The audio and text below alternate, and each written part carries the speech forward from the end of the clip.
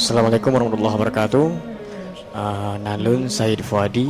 Jadi lun tayang ba awu yang mulia bahwa kaitan ni uno antara iman dan Islam. Jadi punya sidro-dro urang. Ligopnya hey sama ada puina udip di Aceh. Lahir you sid ka Islam dari mak ke. Jadi etiket mungkin nyata pegai etiket ketepu secara akal. Makna haji apa? Na Tuhannya keonan walau kataan-kataan walaupun tidak tapi na Tuhannya. Cuman amai hana. Jadi Islam masuk ji no sembayangnya siapa hana orang. Pekeh urangnya kasah ne anggap Islam keturunan. Karena adanya nek-nek di Islam, terubah adanya pi Islam tentang akidah hana jelas. Nyan Islam keturunan untuk keun gedanya orang Islam mandang. Tetapi betua awaluddin ma'rifatullah.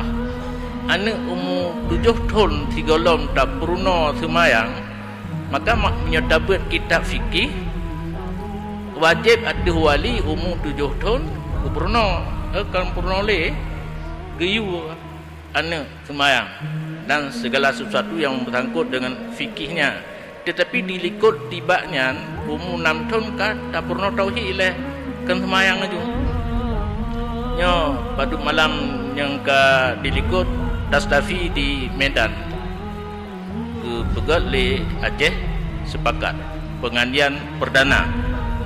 Nah urun tanya kiban cara urung pedamang Islam kaphe dino kepucak mendeng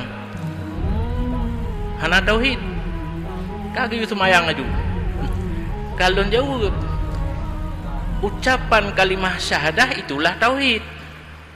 Tukah urang pudamang Islam ke pegah bacut asal kalimah syahadah.